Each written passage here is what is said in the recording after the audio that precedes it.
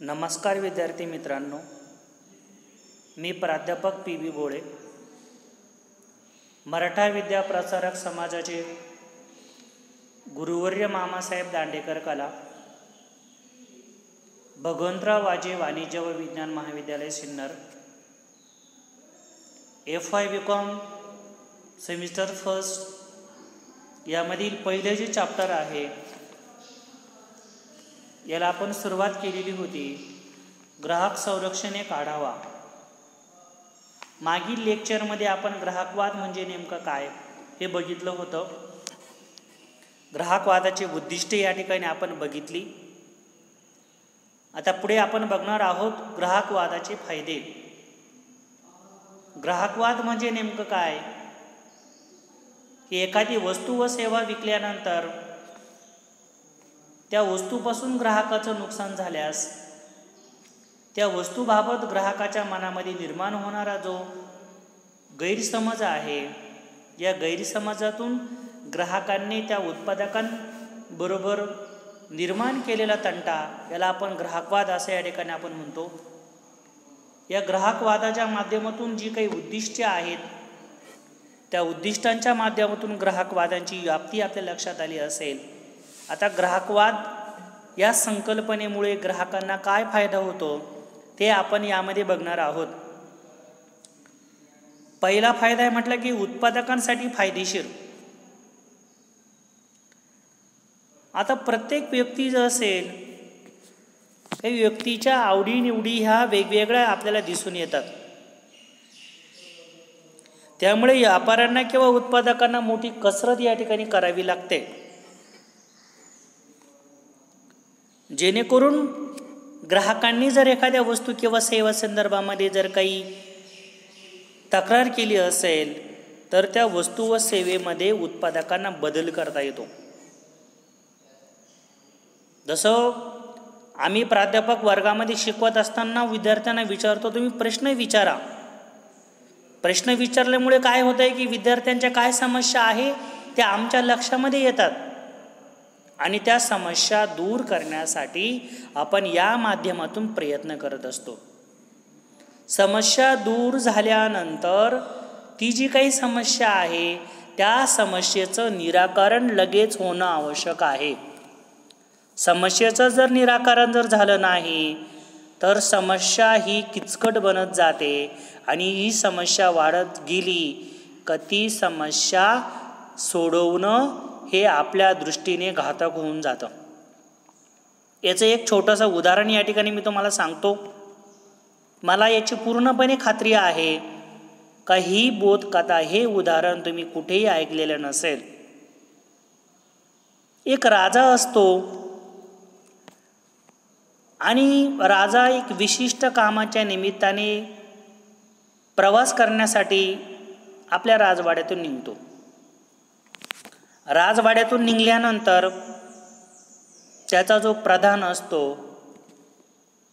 याला आजकालच्या भाषेमध्ये आपण परमनंट असिस्टंट असं आपण म्हणतो, PA असं आपण म्हणतो, त्या राजाचा प्रधान त्या राजाला सांगतो की राजेसाहेब, जेव्हा तुम्ही प्रवासामध्ये जाल, या प्रवासामध्ये जात असताना तुम्हाला 1.5 फूट उंचीचा एक बुटका माणूस दिसेल.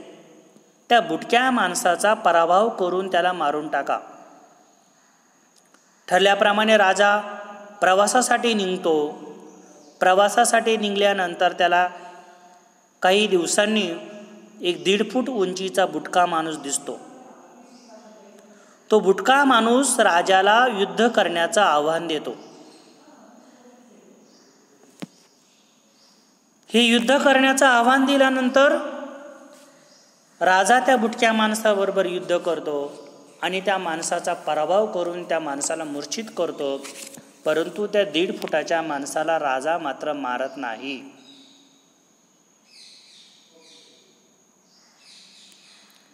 ठरल्याप्रमाणे राजा पुढे प्रवासाला निघून जातो. काही दिवसाने तो 1.5 फूट उंचीचा माणूस पुन्हा राजाला भेटतो. यावेळेस मात्र त्याची उंची 3 फूट झालेली असते. तो पुन्हा राजाला युद्धाचं आवाहन करतो राजाबरोबर त्याचं घनघोर युद्ध होतं. ठरल्याप्रमाणे राजा पुन्हा त्या माणसाचा पराभव करतो, त्याला मूर्छित करतो, मात्र त्याला मारून टाकत नाही. राजा पुढे निघून जातो. काही किलोमीटर प्रवास केल्यानंतर तो बुटका माणूस पुन्हा राजासमोर शस्त्र घेऊन उभा असतो. त्यावेळी त्या माणसाची उंची 4.5 फूट झालेली असते. तेव्हाही राजा जिंकतो, त्या बुटक्या माणसाला मारत नाही.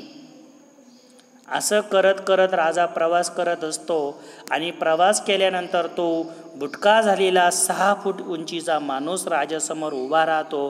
राजाची उंची असते 5.5 फूट, बुटक्या माणसाची उंची असते 6 फूट. दोघांमध्ये घनघोर युद्ध होतं. राजा मूर्छित होतो, राजाचा पराभव होतो आणि शेवटच्या शस्त्राने तो राजाचा शिरछेद करणारा असतो. हा शिरछेद होताच राजा जागृत होतो आणि एकाच तलवारीनं त्या बुटक्या माणसाचं, ज्याची उंची 6 फूट झालेली आहे, त्याचं मुंडकं उडवतो. तेव्हा राजाला प्रधानाची आठवण येते की प्रधानाने सांगितलं होतं का 1.5 फूट उंचीचा माणूस दिसला की त्याचा पराभव करा, त्याचा शिरछेद करून टाका. हा शिरछेद न केल्यामुळे काय झालं? राजा पुढील समस्या वाढत गेली. राजाचा वेळ गेला. एक वेळ राजाला मृत्यू स्वीकारण्याची वेळ आली होती, परंतु राजा चतुर असल्यामुळे, त्याचं नशीब बलवंत असल्यामुळे राजाने त्या बुटक्या माणसाचा पराभव केला. म्हणजे एखादी समस्या जर आपण सोडून दिली तर ती समस्या वाढत वाढत जाते, बुटक्या माणसाच्या उंचीप्रमाणे वाढत जाते. त्यामुळे विद्यार्थ्यांनी अभ्यास करत असताना आज शिकवलेला टॉपिक, त्याचा अभ्यास आजच फायनल करून, आजच नोट्स काढून तो टॉपिक बाजूला केला पाहिजे. नाहीतर प्रकरणं पुढे चालत जातात आणि परीक्षेच्या दिवशी आपण कोणाचं तरी एखाद्याचं उतरवलेलं मटेरियल आपण मिळवतो. त्या मटेरियलमध्ये नेमकं काय आहे हे तुम्हाला काहीच समजत नाही. हे विद्यार्थ्यांनी लक्षात घ्यावं. म्हणून वस्तूमध्ये निर्माण होणारी त्रुटी ही उत्पादकांना माहिती झाल्यास काय होतंय? उत्पादक त्यामध्ये बदल करू शकतात. दुसरं आहे विपणन संबंध. आता विपणन म्हणजे नेमकं काय? विपणन याचा अर्थ उत्पादकांपासून ग्राहकांपर्यंत वस्तू व सेवा पोहोचवत असताना जी विभिन्न प्रकारची कार्य असतात त्याला विपणन असं आपण म्हणतो. विपणन याला इंग्लिशमध्ये मार्केटिंग असं म्हणतात. मार्केटिंग म्हटल्यावर आपल्या लक्षात आलं पाहिजे, एखादा मित्र आपला असतो आणि तो म्हणतो की मी मार्केटिंगचं काम करतो. मार्केटिंगचं काम करतो म्हणजे नेमकं काय करतो? तो वस्तूंची विक्री करतो का? नाही. मग काय करतो तो? मार्केटिंग करतो. म्हणजे उत्पादकापासून ग्राहकांपर्यंत वस्तू व सेवांचा प्रवास संचलित करणारी कार्य. मारडी भाषेमध्ये इधर कमाल उधर. काय करतो हा मार्केटर? हा सेल्समन काय करतोय? उत्पादकापासून घाऊक व्यापाऱ्यांपासून किरकोळ व्यापाऱ्यांकडे वस्तू व सेवांचं जे संचलन आहे हा करतो. त्यालाच म्हणतात मार्केटिंग करणारा विपणन करता. विपणनाचे संबंध चांगले राहतात. म्हणजे नेमकं काय होतंय की ग्राहक आणि कर्मचारी यांच्यामध्ये जे काही परस्पर अवलंबन असतं, सलोख्याचे संबंध असतात, हे ग्राहक वादामुळे या ठिकाणी निर्माण होताना दिसून येतात. ग्राहक आणि व्यापारी यांच्यामध्ये जे काही देवाणघेवाण होत असते, या देवाणघेवाणीमध्ये ग्राहक व्यापाऱ्याकडे तक्रार करतो आणि व्यापारी उत्पादक कंपनीकडे तक्रार करतो. त्यामुळे त्या वस्तूमध्ये चांगले संबंध निर्माण जे झालेले असतात, त्या संबंधांच्या बाबतीमध्ये वस्तूमध्ये सुधारणा करून घेण्याचं काम उत्पादक करतो. त्यामुळे जे विपणन आहे किंवा वस्तू ग्राहकांपर्यंत पोहोचवणं असेल, ही उत्पादकाच्या दृष्टीने या ठिकाणी सहजपणे होताना दिसून येते. तर तिसरा फायदा आहे गैरव्यवहार आणि अनुचित व्यापार पद्धतींना आळा बसतो. आजकाल आपण बघतो की कुठलीही वस्तू खरेदी केल्यानंतर तिच्यामध्ये भेसळ असण्याचं दिसून येतं. यामध्ये अन्नधान्यात भेसळ असते, दुधामध्ये भेसळ असते, तुपामध्ये भेसळ असते, तेलामध्ये भेसळ असते. भरमसाठ किमतीमध्ये वाढ झालेली असते, कृत्रिम टंचाई निर्माण केली जाते. कृत्रिम टंचाई म्हणजे काय? बाजारपेठेमध्ये वस्तू विक्रीसाठी उपलब्ध न करून देणं. खतांच्या बाबतीमध्ये नेहमी आपल्याला बघायला मिळतं. आपण ग्रामीण भागामध्ये राहतो, अनेक शेतकरी कुटुंबातील मुलं आपल्या महाविद्यालयामध्ये शिकतात. काय होतं की विशिष्ट प्रतीचं खत किंवा विशिष्ट प्रतीच्या खताच्या गोण्या मार्केटमध्ये उपलब्ध नसतात आणि जेव्हा मार्केटमध्ये येतात तेव्हा काय होताना दिसतं? त्याच्या किमती वाढलेल्या दिसून येतात. म्हणूनच अशी जी अनुचित व्यापारी प्रथा जी आहे की कृत्रिम टंचाई निर्माण करणं, काळा बाजार करणं. काळा बाजार म्हणजे नेमकं काय? की वस्तू मागील दरवाजाने विकणं. मागील दरवाजाने विकणं म्हणजे काय? जी वस्तू काउंटरवर न विकता ती वस्तू जास्त किमतीनं मागील दरवाजाने विकणं. मागे एक दरवाजा विक्रेत्यांनी तयार केलेला असतो म्हणून त्याला मागील दरवाजा म्हणतात. मागील दरवाजानं जायचं, पुढे पैसे जमा करायचे आणि तेथील कारकुनाकडून ती वस्तू घेऊन ग्राहकांना विकून टाकायची. याला म्हणतात काळा बाजार. अशा अनेक काळा बाजारचे प्रकार आहेत. असे जे गैरव्यवहार आहे हे काय होत आहे? ग्राहक वादामुळे दूर होत आहे. ग्राहकांनी जर प्रयत्न केला तर या अनुचित व्यापारी प्रथांना आळा बसवण्याचं काम ग्राहक करू शकतात. पुढे आहे चौथा फायदा, संपत्ती आणि नफा यांच्यामध्ये वाढ. ग्राहकवादाच्या बाबतीमध्ये जर आपण बघितलं, ग्राहकवादाचा ग्राहकांना सातत्याने उत्तम दर्जाच्या वस्तू व सेवा उपलब्ध करून देण्याकडे कल असतो. त्यामुळे लोकांचं जे काही उत्पादन आहे किंवा व्यवसायाचं जे उत्पादन आहे हे वाढताना दिसून येतं. लोकांचं उत्पादन कसं वाढतं? ग्राहकांनी ग्राहकवाद तयार केल्यामुळे किफायतशीर किमतीला वस्तू मिळतात म्हणून ग्राहकांचा खर्च वाचतो. आणि ग्राहकवादाच्या माध्यमातून उत्पादकांनी जर ग्राहकांच्या समस्या जाणून वस्तूमधून त्या समस्या दूर जर केल्या, कृत्रिम टंचाई निर्माण केली नाही, वस्तूमध्ये भेसळ तयार केली नाही, किमतीमध्ये वाढ केली नाही, तर उत्पादकांच्या वस्तूच्या विक्रीमध्ये वाढ होते. विक्री वाढलं की नफा वाढतो. नफा वाढला की जो काही उत्पादक आहे या उत्पादकाची जी काही विक्री जी आहे ही विक्री वाढल्यामुळे त्याचं जे काही कल्याण आहे व्यवसायाचं ते होताना दिसून येते. पाचवा फायदा आहे रास्त किमतीमध्ये वस्तू. यामध्ये ज्या काही वस्तू किंवा सेवा ज्या असतील या वस्तू किंवा सेवा रास्त किमतीमध्ये उपलब्ध करून देण्याचं काम देखील या ग्राहकवादाच्या माध्यमातून निर्माण झालेलं दिसून येतं.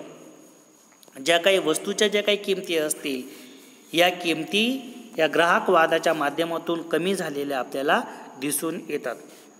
आता भारत जो आहे, पुढील मुद्दा आपला या ठिकाणी आहे की भारतातील ग्राहकवाद.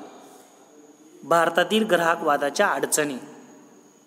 आज भारतामध्ये मोठ्या प्रमाणामध्ये आपल्याला ग्राहकवाद दिसून येतो. ग्राहक हा बाजारपेठेचा राजा मानला जातो, परंतु भारत देशामध्ये ग्राहक हा राजा आहे ही संकल्पना कशी वाटते तुम्हाला? आहे का ग्राहक राजा? ही पुस्तकापुरती वाटते. ग्राहक का राजा नाही आहे? ग्राहक राजा का होऊ शकत नाही? तुम्हाला कोण राजा करणार? ग्राहकांना स्वतःच राजा व्हायचं असतं. ग्राहकांना एखादी वस्तू खरेदी केल्यानंतर, सपोज तुम्ही सिन्नरच्या बाजारपेठेमध्ये गेलात, 10 रुपये किमतीचा पेन खरेदी केला, रस्त्याने चालत आला, एक मित्र पळत होता म्हणून त्याच्या मागं पळायला लागले आणि पेनची सगळी शाई फुटली, सगळा शर्ट व शाई सांडली. 10 रुपयाचा पेन विक्रेत्याकडे परत करायला तुम्ही जाल का? नाही. का? आम्हाला लाज वाटते, आमचा इन्सल्ट होईल. 10 रुपयाचा पेन परत करायला गेलो म्हणून माझी मैत्रीण असेल, माझा मित्र हसेल. यामुळे काय होतंय? ती जी उत्पादक जी कंपनी आहे ती तिच्या प्रॉडक्टमध्ये बदल करत नाही. तिचंही नुकसान होतं आणि ग्राहकांचंही नुकसान होतं. म्हणजे ग्राहकांना राजा जर बनायचं जर असेल तर यासाठी ग्राहकांनी आपल्या निर्माण होणाऱ्या समस्या, आपल्या निर्माण होणाऱ्या त्रुटी याबाबत जागृत राहिलं पाहिजे. ग्राहक जागृत जर नसेल तर ग्राहकांसमोर अनेक प्रकारच्या समस्या निर्माण होतात. भारतामध्ये ग्राहक हा व्यापारी, मध्यस्थ, दलाल यांच्याकडून भरडला जात आहे. भारतात दलालाकडून ग्राहकांना वस्तूंच्या भरमसाठ किमती वसूल करताना दिसून येतात. असे असूनही योग्य प्रतीचा माल ग्राहकांना मिळत नाही. त्यांना अनेक समस्यांना तोंड द्यावं लागतं. उदाहरणार्थ जीवनावश्यक वस्तूंची टंचाई, अनियमित वस्तूंचा पुरवठा व सेवा, प्रचंड प्रमाणामध्ये भेसळ इत्यादी सारख्या प्रवृत्तींना ग्राहकांना सामोरं जावं लागतं. हे दयनीय चित्र आपल्याला समाजामध्ये दिसून येतं. याचं मुख्य कारण काय आहे की समाजामध्ये योग्य प्रकारचं जे शिक्षण आहे या शिक्षणाचा अभाव आपल्याला ग्राहकांमध्ये दिसून येतो. ग्राहकांच्या दृष्टीनं ग्राहक हा संघटित न झाल्यामुळे ग्राहकांची पिळवणूक या ठिकाणी झालेली दिसून येते. याचं मुख्य कारण म्हणजे ग्राहकांना योग्य शिक्षण नाही. ग्राहक हा असंघटित आहे आणि या असंघटितपणामुळे काय होतंय, तुमचा जो ग्राहक जो आहे या ग्राहकाला मोठ्या प्रमाणामध्ये जी काही फसवणूक जी आहे ही फसवणूक या ठिकाणी झाल्याचं या ठिकाणी दिसून येतं. आता भारतामध्ये जो ग्राहक जो आहे या ग्राहकांच्या काही अडचणी आहेत त्या बघूया किंवा ग्राहकवादाबाबत काही अडचणी आहेत. पहिली अडचण आहे निरक्षरता. एक मराठीमध्ये म्हण आहे की तोंड दाखवून अवलक्षण. म्हणजे काय की स्वतःचा चेहरा क्रूप करायचा, विचित्र बनवायचा आणि मी गरीब आहे, मी भोळा आहे असं दाखवायचं. याला म्हणतात तोंड दाखवून अवलक्षण. निरक्षरता. किती टक्के निरक्षर ग्राहक भारतामध्ये आहेत? आजकालच्या 21व्या शतकामध्ये भारताचं निरक्षरतेचं प्रमाण जर आपण मोजलं तरी 90% जास्त आपल्याला साक्षरतेचं प्रमाण दिसून येतं. निरक्षरता फक्त 9 ते 10% असेल. 9 ते 10% जरी असेल, माणसाला लिहिता वाचता येत नाही म्हणजे तो निरक्षर आहे असं म्हणणं सुद्धा आजच्या बाजारपेठेमध्ये चुकीचं आहे. सोशल मीडिया, मोबाईलच्या माध्यमातून अनेक प्रकारच्या जाहिराती ग्राहकाने बघितलेल्या असतात. त्याला वाचता जरी येत नसेल तरी त्या वस्तूबाबत त्याला माहिती असते. मग काय, तोंड दाखवून अवलक्षण. मी वेडा आहे, मला कळत नाही, मला ज्ञान नाही असं भोळपण ह्या भारतामध्ये जे ग्राहकाने घेतलेलं आहे. त्यामुळे वाचता येऊन सुद्धा माणसं निरक्षर आहेत. कारण वस्तू किंवा सेवा खरेदी करत असताना जर आपण त्या वस्तू किंवा सेवेची आपण साक्षर असून जर माहिती घेतली नसेल तर आपण निरक्षर झालो की नाही? निरक्षर झालो आपण. आपल्याला वाचता येत असून आपण एखादं मेडिकल प्रॉडक्ट खरेदी केलं, त्या प्रॉडक्टवरती एक्सपायरी डेट बघितली नाही, घरी 50 किलोमीटर गेलो, घरी गेल्यावर मोठ्या भावाने बघितलं की या औषधाची एक्सपायरी संपलेली आहे.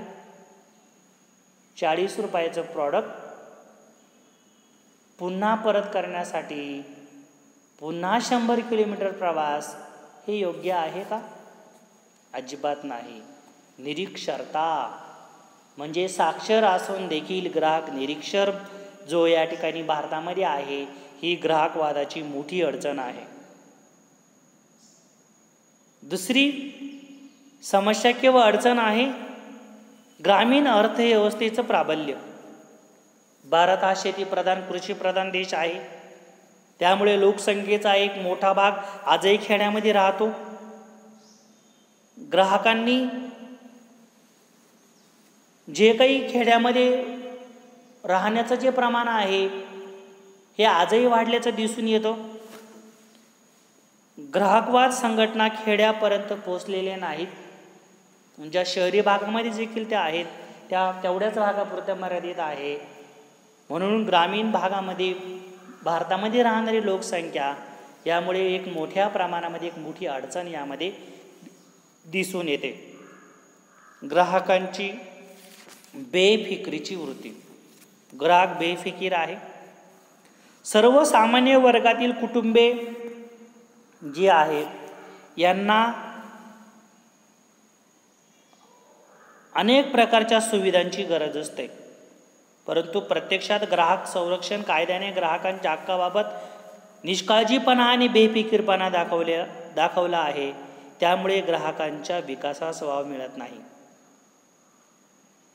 म्हणजेच ग्राहक जसा बेफिकीर आहे तसेच अनेक प्रकारचे कायदे देखील ग्राहकांच्या बाबतीमध्ये बेफिकीर असल्याचे दिसून येते. असं जरी असलं, आपण म्हणतो की जगामध्ये अशी कुठलीही समस्या नाही की तिच्यावर उपाय नाही. आहे की नाही? आजच्या कोविडच्या पार्श्वभूमीवर आपण बघतो आपल्याला ऑनलाईन भेटावं लागत आहे. समस्या निर्माण झाली. कोविड सारख्या संसर्गजन्य आजाराने संपूर्ण जगाला ग्रासलं. त्याच्यावर अनेक प्रकारचे उपाययोजना आहेत. किती लोक हे उपाययोजना करतात? 8 दिवसामध्ये कोविडचं उच्चाटन होऊ शकतं, पण 100% लोकांनी ठरवलं तरच. तुमच्या माझ्यासारख्या 10% साक्षर लोकांनी ठरवून चालणार नाही. याच्यावर अनेक प्रकारच्या उपाययोजना जर 10 दिवसच केल्या तर 10 दिवसामध्ये कोविड हा जगातून नष्ट होईल. तसंच ग्राहकवादाच्या संदर्भामध्ये अनेक प्रकारच्या उपाययोजना या ठिकाणी आपल्याला करता येणं सहजपणे शक्य आहे. यामध्ये पहिली उपाययोजना आहे तक्रार निवारण समित्यांची स्थापना. समिती, संघटना हे आपल्याला चांगली माहिती असेल. ग्राहकांबरोबर अन्याय जर तुम्हाला थांबवायचं असेल तर खेड्यामध्ये आणि शहरामध्ये ज्या काही समस्या निर्माण होत आहे, तक्रारी निर्माण होत आहे, यासाठी तक्रार निवारण केंद्रांची स्थापना केली पाहिजे. शहरामध्ये, गावामध्ये आपल्यासारख्या तरुण मुलांनी एकत्र येऊन तक्रार निवारण केंद्र स्थापन केलं पाहिजे. ग्राहकांच्या तक्रारी सोडवण्यासाठी सगळ्यांनी एकत्र येऊन प्रयत्न केला पाहिजे. दुसरं आहे जागरूकता आणि दक्षता. वस्तूबाबत किंवा एखाद्या सेवेबाबत ग्राहकांनी जागृत राहिलं पाहिजे. एखाद्या मालाबाबत किंवा वस्तूबाबत जर ग्राहक जागृत झाला तर त्यासाठी ग्राहकांच्या विभागीय स्तरानुसार, वार्डनुसार समित्या स्थापन करून ग्राहकांची जी काही जागरूकता आहे ही जागरूकता या ठिकाणी वाढवता येऊ शकते. यासाठी ग्राहकांनी दक्ष असलं पाहिजे. कुठलीही वस्तू व सेवा खरेदी करत असताना आपल्या कॉमर्सच्या विद्यार्थ्यांच्या बाबतीमध्ये देखील आपल्याला जागरूक राहणं गरजेचं आहे. आपण फक्त नावापुरतं म्हणतोय मी कॉमर्स फॅकल्टीचा विद्यार्थी आहे. साध्या वस्तू खरेदी करत असताना देखील त्यामध्ये आपण चुका करण्याची शक्यता यामध्ये आपल्याला मोठ्या प्रमाणामध्ये दिसून येते. त्यामुळे कुठलीही वस्तू खरेदी करत असताना ग्राहकांची दक्षता या ठिकाणी महत्त्वाची आहे. जर आपण दक्षता जर घेतली नाही तर त्याचा गंभीर परिणाम आपल्याला वस्तू किंवा सेवा खरेदी करत असताना दिसून येते. चौथी उपाययोजना आपल्याकडे आहे कार्यक्रम आयोजित करणे. यामध्ये ग्राहक मंच या व्यासपीठाअंतर्गत ग्राहकांना एकत्र आणून विचारांची देवाणघेवाण करणाऱ्या कार्यक्रमांचं आयोजन यामध्ये केलं पाहिजे. या उपाययोजनेद्वारे ग्राहकांच्या समस्या ज्या असतील त्या जाणून घेता येतात. तसेच या उपक्रमामध्ये ग्राहक, व्यापारी, उत्पादक यांच्यामधील चर्चासत्र जर आयोजित जर झाली तर ग्राहकांमध्ये जागरूकता निर्माण करता येते. अनेक प्रकारचे कार्यक्रम या ठिकाणी जर आपण आयोजित जर केले तर जे काही ग्राहक असतील या ग्राहकांच्या बाबतीमध्ये निर्माण होणाऱ्या ज्या समस्या ज्या असतील या समस्यांवर आपण उपाययोजना करू शकतो. कारण की विचारांची देवाणघेवाण ही प्रत्येकाच्या प्रगतीचा गमक आहे. आपल्याला आपली स्वतःची प्रगती जर करायची असेल तर विचार विनिमय झाला पाहिजे. महाविद्यालयांमध्ये किंवा शाळेमध्ये जे लेक्चर दिले जातात, जे प्राध्यापक किंवा शिक्षक तुम्हाला शिकवतात, यामधून काय होतंय? विचारांची देवाणघेवाण होत आहे. जर तुमच्यासमोर फक्त आता जसा व्हिडिओ सादर केलेला आहे तो जर सादर जर केला तर विचारांची देवाणघेवाण होण्याचं प्रमाण कमी होईल. मला जे आठवतं तेवढं मी तुमच्यासमोर बोलण्याचा प्रयत्न करेल. पण जेव्हा तुम्ही माझ्यासमोर असेल तर तुमच्याबरोबर मला मुक्त संवाद साधता येईल, मुक्त चर्चा करता येईल. त्यामुळे तुमच्या ज्या समस्या असतील त्या तुम्ही माझ्यासमोर मांडू शकाल. तसेच अनेक प्रकारचे ग्राहक यामध्ये एकत्र जर आले तर हे ग्राहक एकत्र आल्यामुळे काय होणार आहे, जो ग्राहक वर्ग जो आहे या ग्राहक वर्गाच्या ज्या काही समस्या असतील त्या समस्या एकमेकांच्या विचारविनिमयामधून ग्राहकांना सोडवता येणार आहे.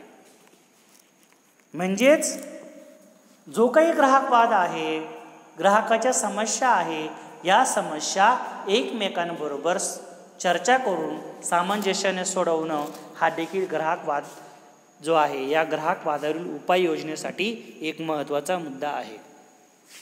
या ठिकाणी लेक्चर क्रमांक 3 आपण थांबवत आहोत. पुढील भाग पुढील लेक्चरला. धन्यवाद.